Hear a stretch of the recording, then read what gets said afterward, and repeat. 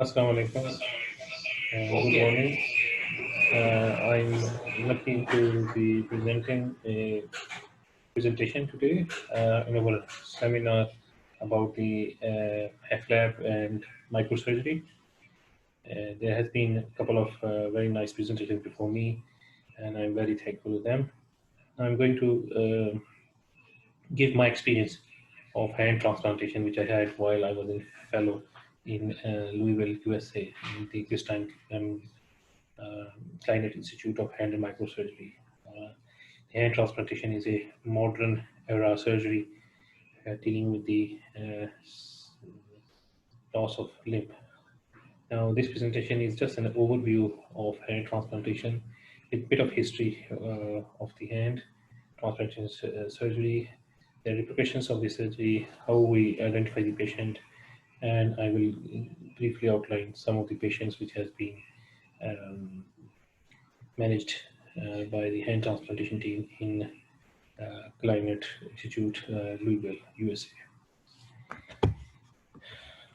Now, first of all, is the criteria of our hand transplant. There are need to identify the post-transplant precautions. We need to have in our mind the psychological benefit and risk of hand transplant. So the Louisville Institute, or Climate Institute, was a pioneer in the field of hand surgery. They first did the first hand transplant in 1998, and after a very long history of education and research beforehand, they were pioneer in doing the first bilateral forearm transplantation. And first repair radiology was all recorded by the Louisville Department of Hand and Microsurgery. Now, how we got there? The famous hand and microsurgeon, one of the team member of the Clinic Institute, Mr. Warren Breidenbach. He was the key man in introducing and developing the hand transplant surgery in USA. In modern day hand transplantation surgery, the basis all were, were found out in Jewish hospital, and he was the one who developed the research protocol for the hand transplant. So, as we understand, whatever new transplant program, there are issues of fundings in need of very solid research, and there is a lot of ethical debates which I'm going to discuss in my further slides. First of all, the problem was that it is unethical to submit a patient to risk not without a reward, a life-threatening drug for non-life-threatening disease. There are some of the implications of the hand transplant surgery that we have to make sure that we don't submit a patient with no benefit. There is a long-lasting drug medication used post-operatively, and patients should understand that. Immunosuppression is usually used for the organs which are helping in prolonging the life. Here we are only improving the life of the patient, but not the continuity of life. Now, the patient in this case should decide what surgery is best for him. So here the most important factor for that is the patient. So there is this ethical dilemma. There is a risk versus benefit, but the criteria is to improve the quality of life, which is worth going the risk. Now, this hand transplant program, as I mentioned before, was sponsored, was jointly owned by Cleanet Goods, the Hand and Microsurgery Climate Institute, Jewish Hospital, and the Healthcare, St. Mary's Healthcare, and was funded also by the University of Healthcare, University of Louisville Healthcare Center.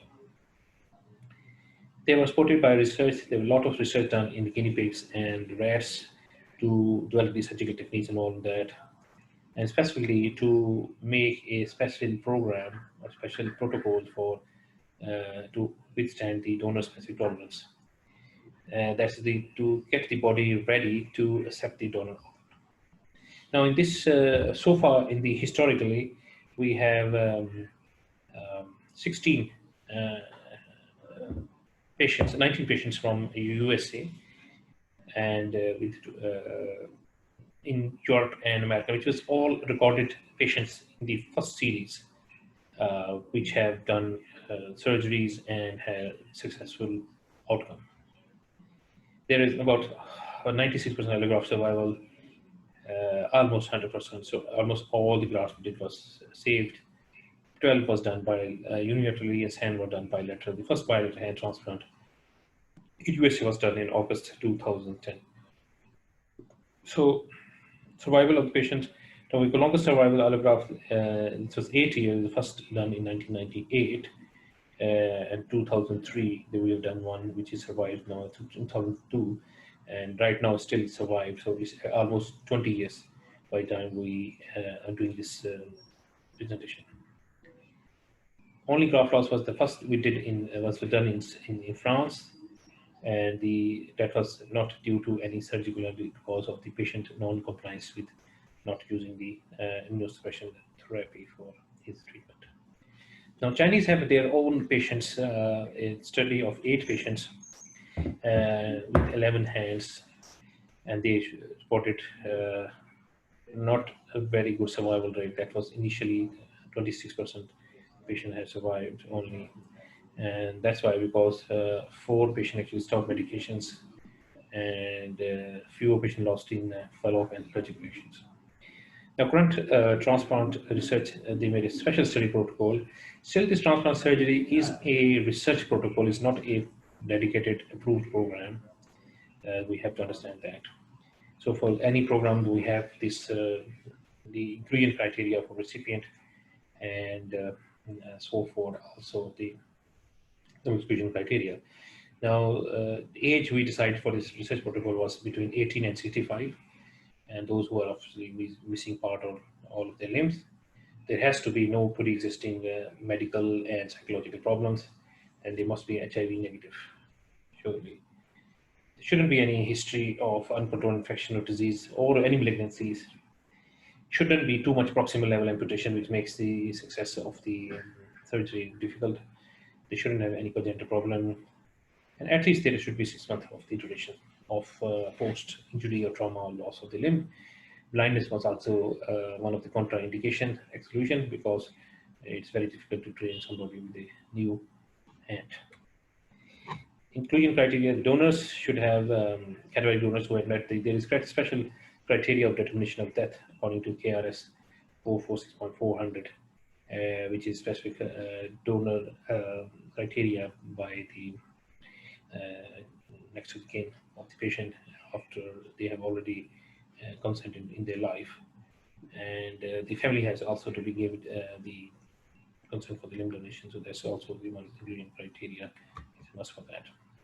Excluding criteria is obviously no there is any untreated sepsis, active cytomegalovirus infection, Ebola virus infection, and any active tuberculosis, viral hepatitis, viral encephalitis, all were included in the criteria of exclusion. Malignancies, currently IV drug use, there's a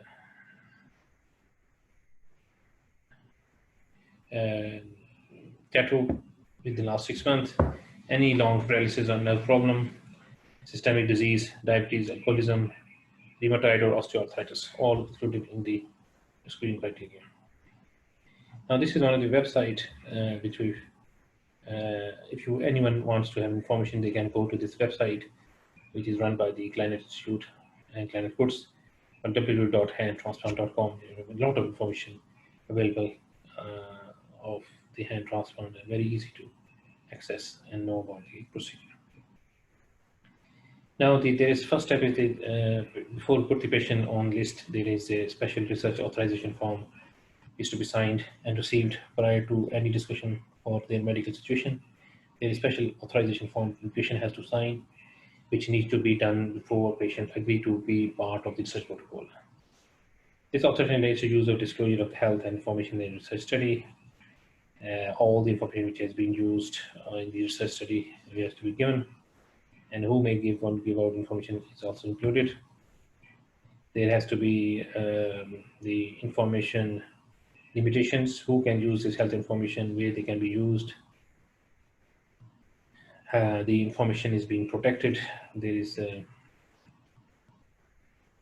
and whether you cancel or withdraw your permission once the authorization has been done for entering the protocol. So this form is, if you can see that, now this includes the patient name, age, sex, the date of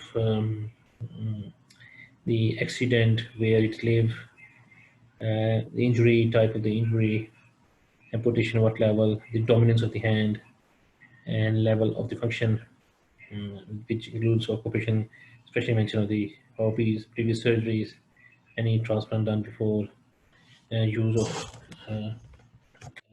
insurance.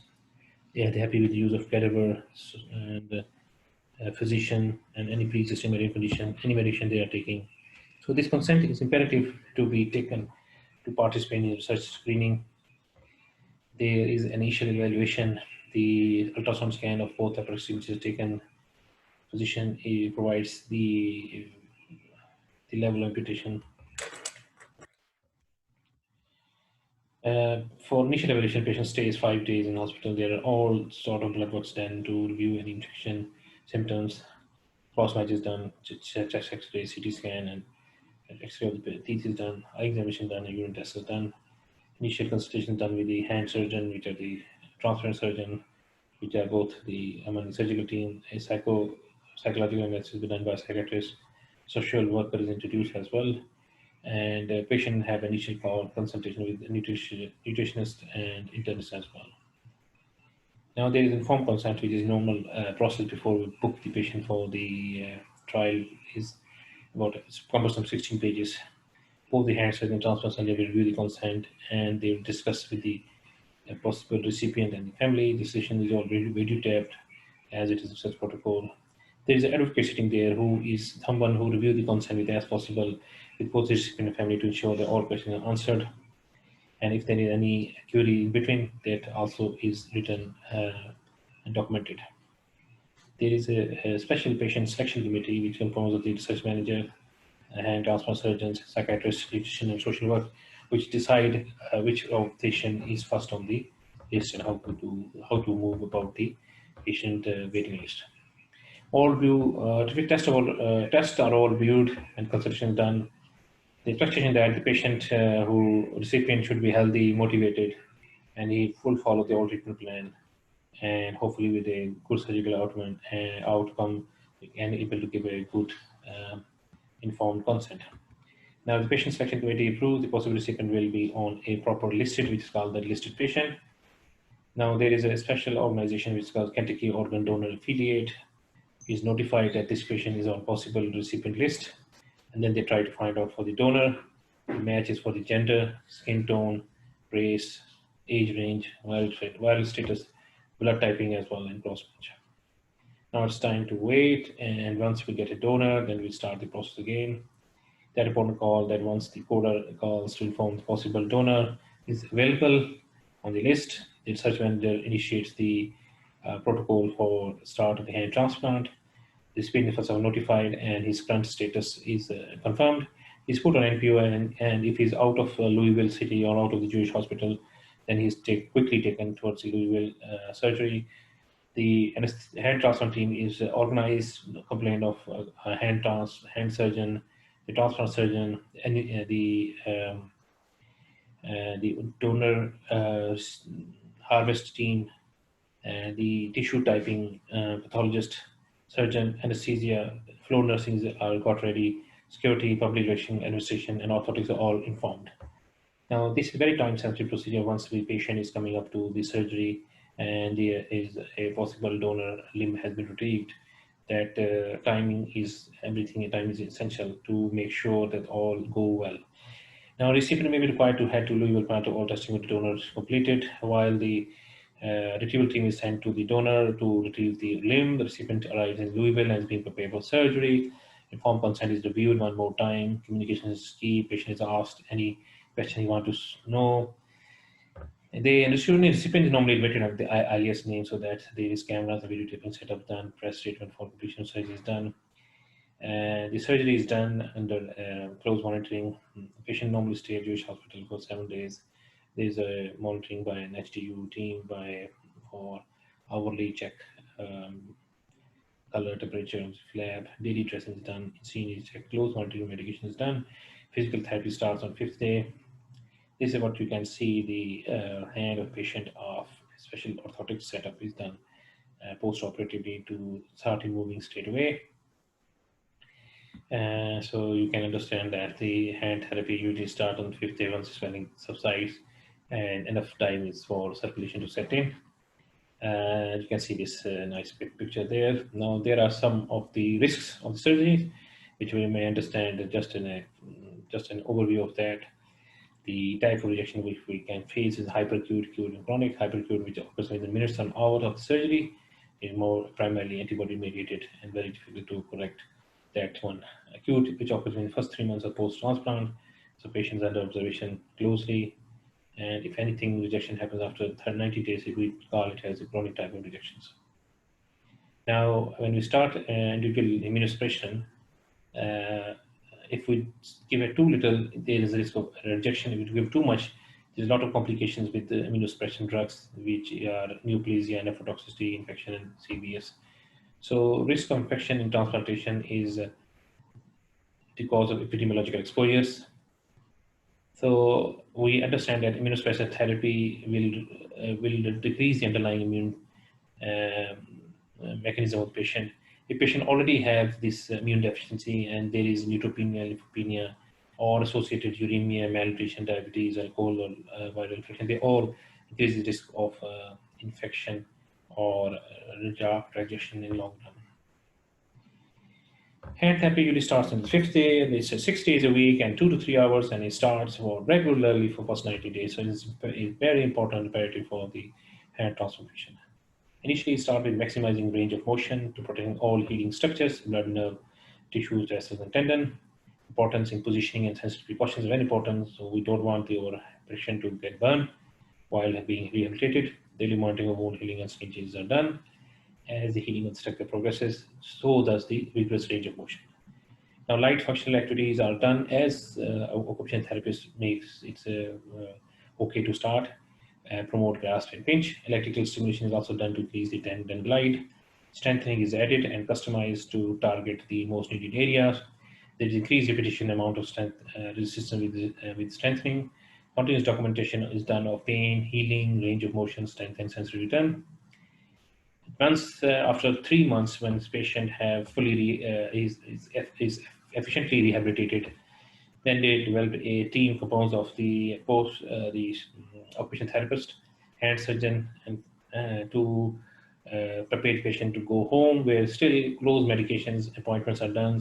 Some activities are told do's and don't of are do notes are discussed with the patient clearly. Patient need to make sure that for lifelong he has medicines like the immunosuppressive medications, antiviral, multivitamin, anti-ulcer, antifungal on board, and they have to understand that they have to take all these medications for life. Purpose is to prevent the body from injecting the donor hand. Obviously, the side effect of the rejection of the immunosuppressant drug is low lymphocyte count, nausea, vomiting, high blood pressure, and headache, and cause gas because of steroids, swelling of the face, irritative ulcers, weight gain, diabetes, increased infection, and so-called the steroids as also causing muscle weakness, osteoporosis, mood swings, skin changes, and may lead to high blood pressure, cholesterol, and increased risk of atherosclerosis and joint replacements may be needed in these cases. So these are effects which the patient should understand that it may happen. And also to prevent infection, we may have to give antiviral, anti-acid, antifungal, and vitamin supplements. We need to understand, is this worth the risk for the patient? Using steroid-sparing drugs to help reduce the side effects. Now, there are now new immunosuppressant drug which does not need steroid backup, which may help the reduce the complications. Now, hand therapy usually visit 3 to 5 times weekly. Blood work is done initially weekly. There are hand biopsies are taken to monitor the rejection of the implant, rejection of the transplant, and regular visit is done to post-occupational therapist as well. A patient need to understand that they need to avoid crowds for 6 months, and they need to take medications and report any time of the side effect. They have to wear protective clothes and wear sunscreen, masks in crowd and anyone. They shouldn't do in any gardening or digging in dirt No cleanup of animal excreta should be done. No swimming in lakes, river, creeks, because they all may lead to infection. Goal is to continue strengthen and add functional activities as the nerve returns. Sensory education is added. Now I'm just going to quickly go the overview from the recipient. This is 37-year-old left-hand dominant had transplant in January 1999. His longest surviving graft in the world. Losses in 1985 and with the explosion, and he is paramedic instructor. You can see his nice result. 36-year-old man, second man, hand transplant in 2000, losses in 96 with a firearm injury. Had a very nice result. You can see he can ride, he can even lace his shoes, and he can throw the ball with baseball as well. 54-year-old dominant guy who lost his hand, 32-year-old gold. He was the unlucky one to get the steroid-sparing immunosuppressant therapy. He was supervisor in industries, and you can see how much uh, good function result he has got. So these are some video links for you to understand, which I understand you can go and have a very good outlook, especially about the recent update of the hand transplant. Now, what I want to take home message from here that a hand transplant, should it be an option or not, still a debate, but I can understand that you may take the information I've given to you to understand that this is the word we need to spread about hand transplantation. This is one of the surgery modality which is there for us to stay. Thank you very much. I once again thank all the participants of the seminar, and I look forward to have a nice discussion on that. Thank you very much.